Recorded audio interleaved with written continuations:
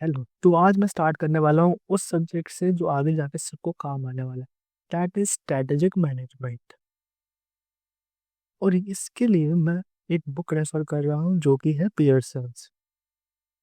मैं आज इसके सिर्फ दो चैप्टर कवर करूंगा, चैप्टर वन चैप्टर टू। नहीं, दो नहीं, तीन करता हूँ।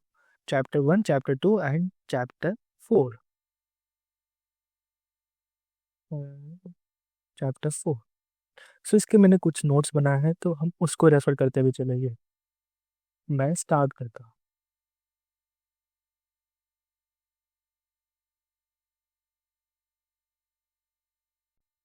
तो अब हम चैप्टर नंबर वन से स्टार्ट करते हैं। Chapter number one, basic concepts of strategic management. Strategic management के बेसिक कंसेप्ट्स क्या क्या है।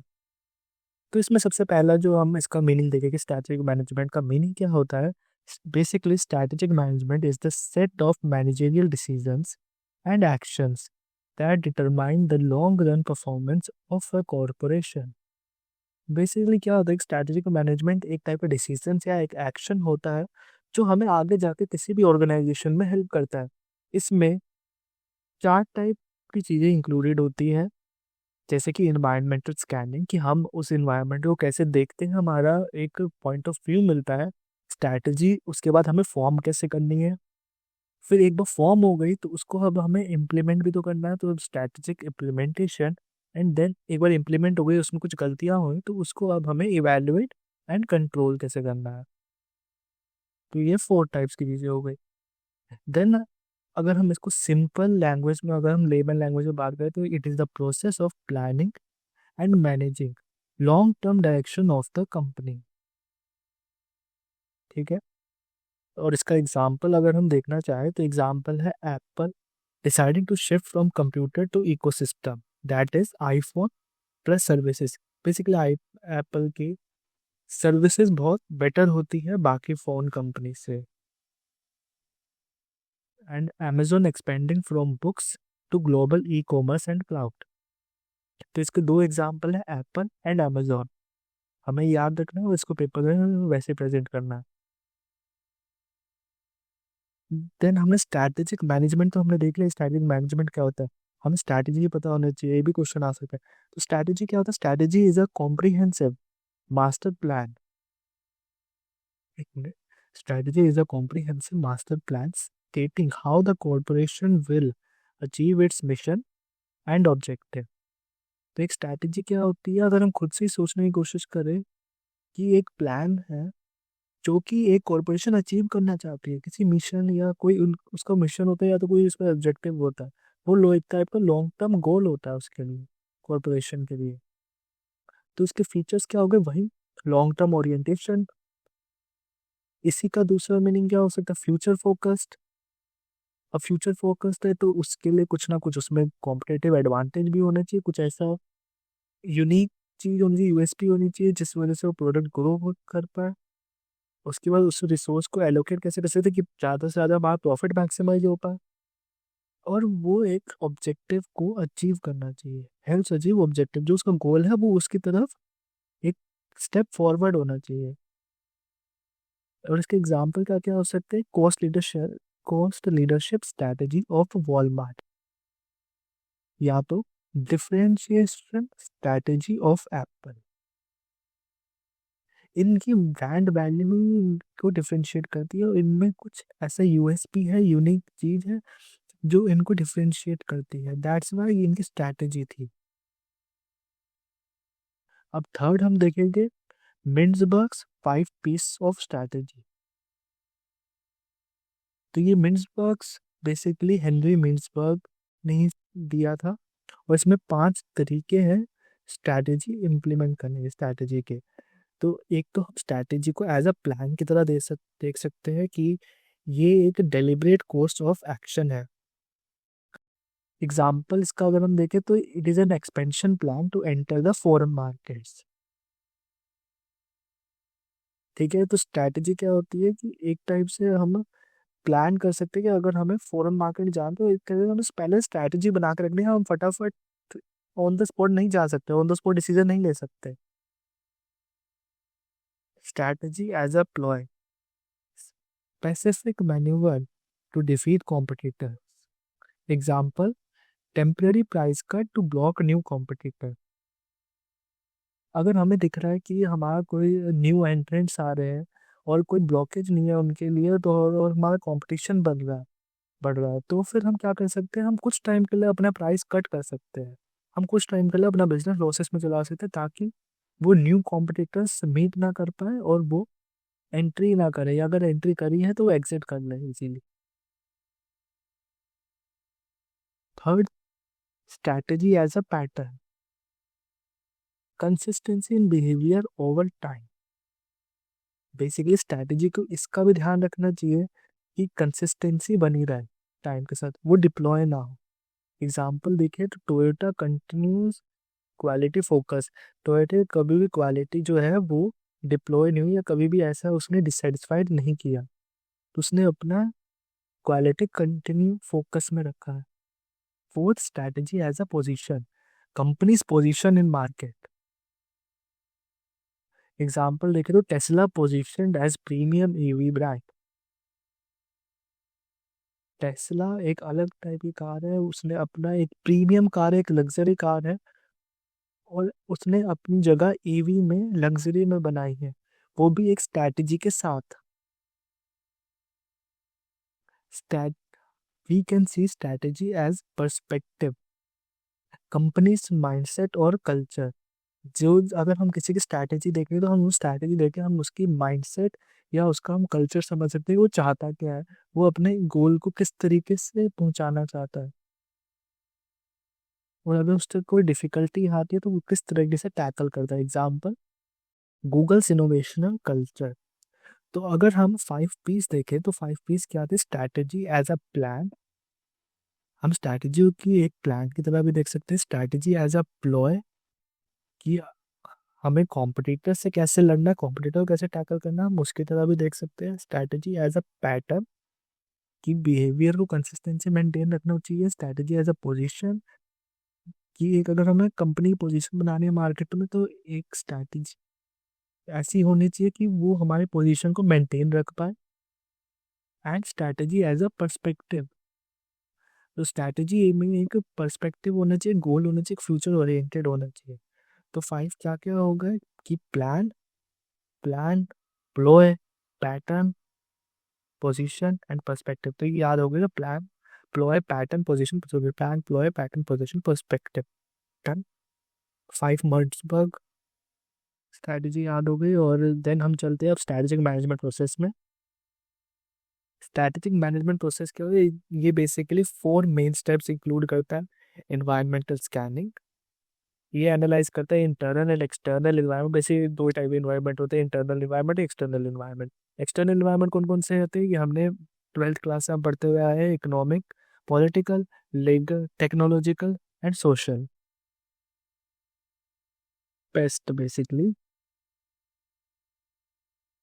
Political, economical, social, technological.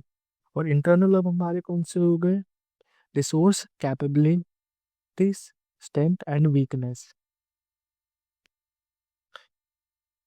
क्या क्या हो गए, CSR, हम कह सकते हैं capabilities, resources and strength, weakness.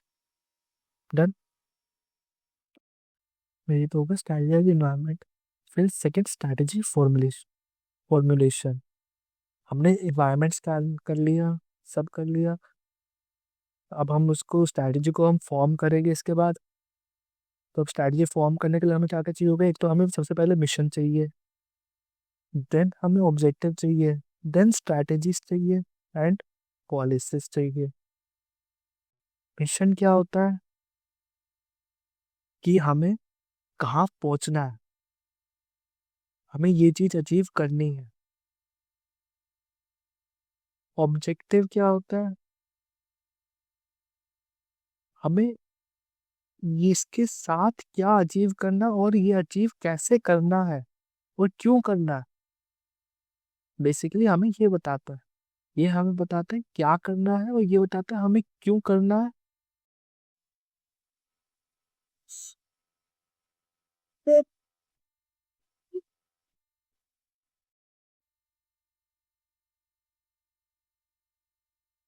ये हमें बताएगा ये क्यों करना है, हमें ये बताएगा हमें कैसे करना है, और ये हमें बताएगा हमें किस तरीके से करना है। पॉलिसीज बेसिकली हमारे रूल्स एंड रेगुलेशन जो होते हैं वो कंपनी के अंदर वो होते हैं, तो किस तरीके से हमें ये भी बताने वाला है। ये हाउ है, ये कैसे करता है, ठीक है।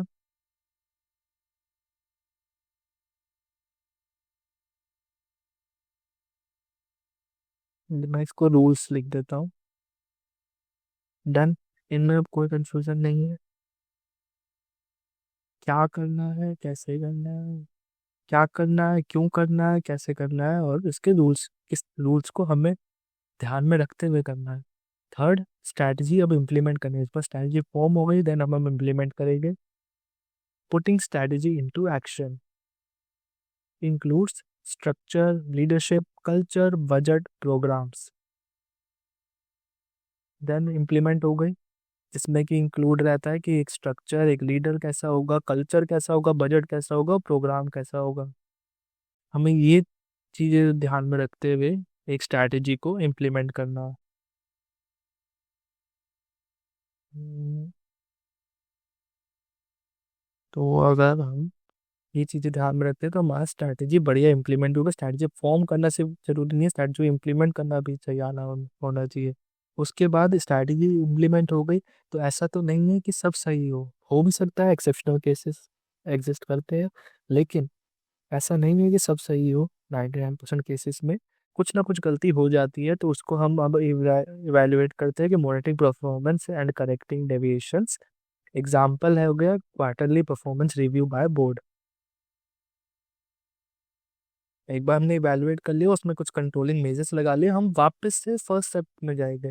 फर्स्ट स्टेप मतलब फिर हम वापस इन्वायरमेंट स्कैन करेंगे, देन हम स्ट्रैटेजी फॉर्मुलेट करेंगे, स्ट्रैटेजी इंप्लीमेंट करेंगे एंड इवेल्युएशन कंट्रोल करेंगे। फिफ्थ हो गया benefit of strategic management. Benefit क्या क्या होगा स्ट्रैटेजिक मैनेजमेंट के, कि डायरेक्शन प्रोवाइड करता है, इंप्रूव करता है डिसीजन मेकिंग में, identifies opportunities, reduce risk, enhance coordination, enhance profit, increase profitability, encourage proactive management।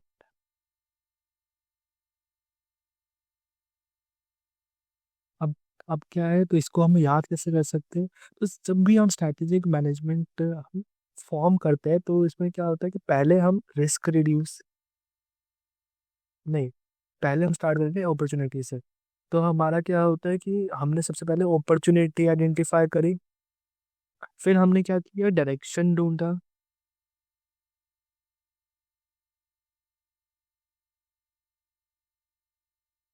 एक मिनट। तो अब हम सबसे पहले क्या करेंगे, हम सबसे पहले अगर हम कोई भी स्ट्रैटेजिक मैनेजमेंट, अगर हम कुछ भी बना रहे हैं, कोई भी स्ट्रैटेजी बना रहे हैं, तो वो हम इन चीज़ों को देखते हुए बनाते हैं कि सबसे पहले तो किसी मार्केट में अपॉर्चुनिटी है या नहीं। ठीक है, तो सबसे पहले तो ये अपॉर्चुनिटी या प्रॉब्लम को सॉल्व कर देता है, कि हमने सबसे पहले हम फर्स्ट मूवर है, या तो कोई भी मार्केट में हम पहले जा रहे हैं, तो वो एक टाइप में हमें अपॉर्चुनिटी देगा। देन उसके बाद हमें क्या चाहिए होता है कि हमारे ऊपर कोई ना कोई मैनेजमेंट, कोई मैनेज कर रहा हो उस स्ट्रैटेजी को। स्ट्रैटेजी तो बना ली, कोई मैनेज भी तो करने वाला होना चाहिए, तो ये एक टाइप की प्रोएक्टिव मैनेजमेंट एंकरेज करता है। सेकंड पॉइंट ये हो गया। थर्ड, अब हमें क्या है, हमें एक मैनेजमेंट मिल गया, अब हमें एक टीम भी चाहिए, है ना।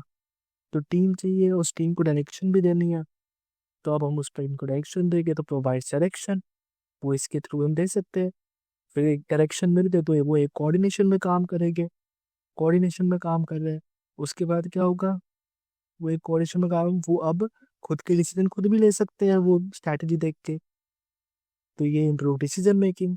सिक्स, अब ये से इतना सब कुछ हो गया, तो ये प्रॉफिटेबिलिटी सबसे पहले इंक्रीज करेगा, उसके बाद ये धीरे धीरे करके रिस्क रिड्यूस करेगा। तो स्टार्ट कहाँ से हुआ, स्ट्रैटेजी जैसी बनी, उसने कहीं पे अपॉर्चुनिटी देखी किसी मार्केट में। सेकेंड, उसने मैनेजमेंट को ये स्ट्रैटेजी दिखाई, तो मैनेजमेंट स्ट्रैटेजी देखी, तो उन्होंने प्रोएक्टिव मेजर्स लेने स्टार्ट कर दिए। थर्ड, एम्प्लॉयज को क्या फायदा हुआ कि उनको डायरेक्शन मिल गई, डायरेक्शन के बाद उनको कोऑर्डिनेशन मिल गया, कोऑर्डिनेशन के बाद उन्होंने खुद से डिसीजन लेना वापस स्टार्ट कर दिया, और फिर धीरे धीरे प्रॉफिटेबिलिटी इंक्रीज होने लगी और रिस्क रिड्यूस होने लग गए। Done? तो ये तो हो गए बेनिफिट्स। सिक्स हम चलते हैं risk of the strategic management. Risk of strategic management के क्या है, वही सेम पॉइंट्स, तो दो पॉइंट तो सब सेम आते 12th से आ रहे हैं। कॉस्ट, सबसे पहले तो कॉस्ट, ज़्यादा कॉस्ट होती है और ज़्यादा टाइम लेता है। एफिशिएंसी और इफेक्टिवनेस ये दोनों मेंटेन नहीं हो पाते, तो इसलिए expensive and time consuming. Third, over formalisation कह सकते हैं। Fourth, resistance to change. हाँ, अगर अगर उनको लगता है कि उनकी स्ट्रैटेजी सही है, मैनेजमेंट को लगता है, टॉप लेवल मैनेजमेंट को कोई स्ट्रैटेजी सही है, उसको चेंज करने की कोई जरूरत नहीं है, तो ये रेजिस्टेंस टू चेंज। और ठीक है, किसी किसी ऑर्गेनाइजेशन वर्क करता है, किसी में नहीं भी करता। फॉल्स सेंस ऑफ सिक्योरिटी, एक टाइप से ये हमें इल्यूजन में डाल के रखता है कि हमारे पास एक सिक्योरिटी है, हमारे स्ट्रैटेजी के अकॉर्डिंग चल रहा है, तो सही चल रही है मार्केट। लेकिन ऐसा नहीं भी हो सकता। Seventh, phases of strategic management. Phase one, basic financial planning, short term budgeting focus. Phase two, forecast based planning, long term planning using forecasting. Phase three, externally oriented planning, competitive analysis begun. Phase 4, strategic management, integrated approach with the implementation and control. Basically ये phases है। सबसे पहले हम short term focus करते हैं, then phase two में हम थोड़ा सा और लॉन्ग टर्म में जाते हैं। अगर सबसे पहले हम एक हफ्ते, एक सबसे पहले हम एक दिन के बारे में सोचते हैं, देन हम एक हफ्ते कैसे जीना है हम उसके बारे में सोचते हैं, देन एक महीना एंड एक साल एंड देन 10 साल। फेज थ्री में क्या हुआ कि अब हमने लॉन्ग टर्म के बारे में तो सोच लिया, अब हमें कॉम्पिटिटिव एनालिसिस, हमें टॉप पे पहुंचना कैसे है, कंपटीशन में, कंपटीशन बने कैसे रहना है। अभी हम फेज थ्री में वो सोचते हैं, और फेज फोर में हम इंटीग्रेटेड अप्रोच है, हम एक अप्रोच लगाते हैं, उसको इम्प्लीमेंट करते हैं और कुछ कंट्रोलिंग मेजर्स लेते हैं। अगर हम सर्वाइव ही नहीं कर पाएंगे तो हम ये बाकी के आगे बढ़ने का फायदा ही नहीं ना, phase two phase three phase four में जाने का। तो ये कुछ स्टेजेस होते हैं। Eight, decision making in strategic management.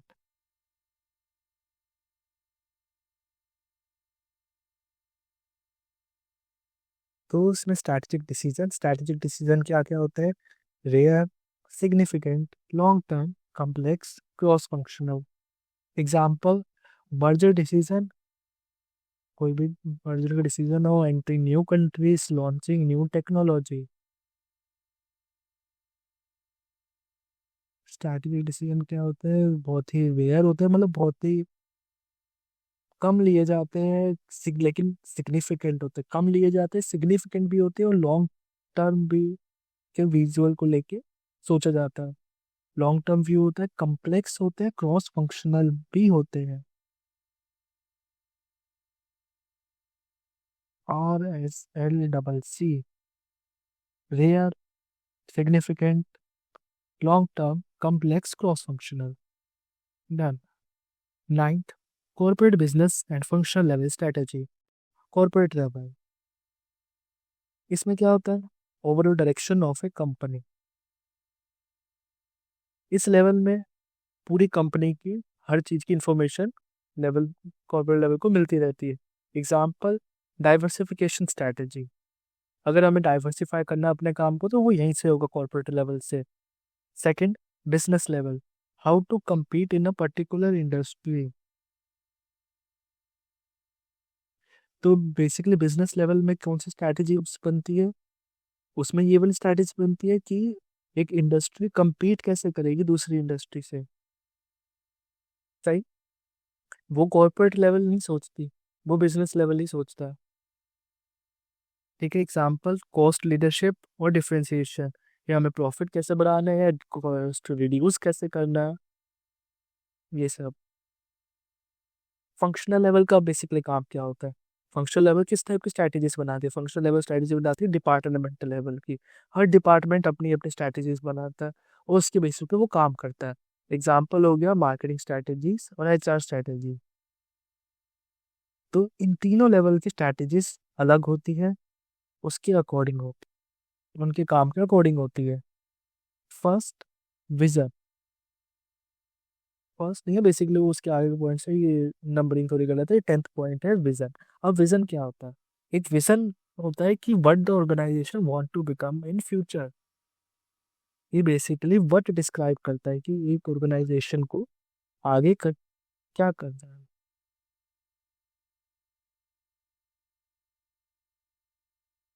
It is future oriented and inspirational, characteristic of a good vision, clear, future focused, inspiring.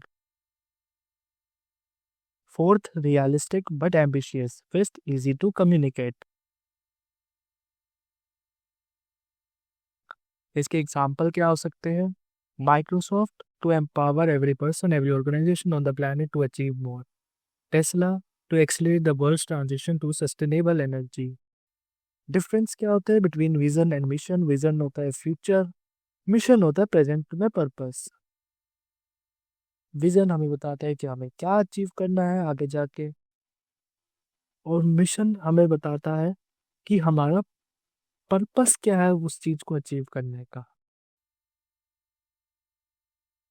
Purpose भी तो हमें पता होना चाहिए ना उस चीज को अचीव करने का, तभी हम विजन पे फोकस कर पाएंगे। सेकंड, मिशन पे आ गए। यहाँ पे मीनिंग लिखा है, mission divide the basic purpose and reason for existence of the organisation. It answers what business are we in, हम किस बिजनेस में हैं। Who are our customer, what value do we provide.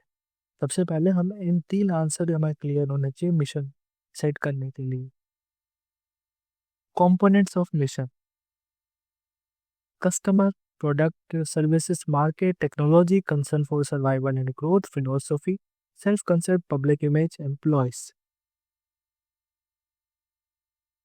तो अब हम इसका एक न्यूमोनिक बना के ट्राई करते हैं। तो इसका एक क्या हो सकता है? हमारे पास है CUMP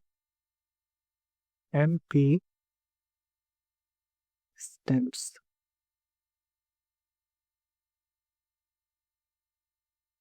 CU से आ गया कस्टमर्स, M से आ गया मार्केट्स, P से प्रोडक्ट और सर्विसेज, S से सर्वाइवल एंड ग्रोथ, T से टेक्नोलॉजी, E से एम्प्लॉयज, P से फिलोसफी, एंड S से सेल्फ कंसेप्ट। हमारे पास एक और आ गया पब्लिक इमेज। तो पब्लिक इमेज का अब हम क्या कर सकते हैं? एक और P ऐड कर लेते हैं, ये पब्लिक इमेज। एंड हमारा निम्नलिखित complete come tips: customer, market, product, public image, self concept, self concept हो गया, survival and growth, technology, employees, philosophy, and self concept जो भी है। अब हम आगे चलते हैं। इसमें क्या है? Hospital mission to provide affordable and quality health care services. तो ये एक हमारा मिशन है, ये हमें बता रहा है कि अब हमें क्या करना चाहिए और हम क्यों कर रहे हैं। थर्ड ऑब्जेक्टिव, ऑब्जेक्टिव क्या होता है? Objective are specific measurable results to be achieved within a time period. ये बेसिकली एक रिजल्ट जो to be achieved within a time period, हमें एक टाइम पीरियड में अचीव करना होता है। कैरेक्टरिस्टिक्स आगे measurable, time bound, specific, achievable, consistent. ठीक है, measurable, time bound, specific, achievable, consistent. Example, हमें मार्केट शेयर इंक्रीज करना है 10% 2 साल में, रिड्यूस करना है कॉस्ट 5% अगले साल में। तो ये क्या हो गया? ये मेजरेबल भी है, ठीक है, 10% है। टाइम बाउंड भी है क्योंकि 2 साल में करना है। स्पेसिफिक है कि हमें क्या करना है, हमें इंक्रीज करना है मार्केट शेयर। अचीवेबल बिल्कुल हो सकता है। और कंसिस्टेंस, कंसिस्टेंटली कर रहे हैं ना, ऐसा तो नहीं कि एकदम ही 50% आपने कर दिया, धीरे धीरे करके कर रहे हैं। ठीक है। फोर्थ हो गया stakeholders, meaning stakeholder are individual और ग्रुप्स दैट अफेक्ट और affected by organisation. Types of stakeholder: internal stakeholder, shareholder, employees, management. तो सबको पता है। External stakeholder, customer, supplier, government, community, computer competitors. Example, if a company pollutes environment, government में fine, community में protest, customer में boycott. ठीक है, क्योंकि एक टाइप से ये स्टेक होल्डर्स है। Fifth, corporate social responsibility. Corporate social responsibility refers to the company's responsibility towards society beyond profit making. Types of CSR responsibility according to the Carroll's pyramid.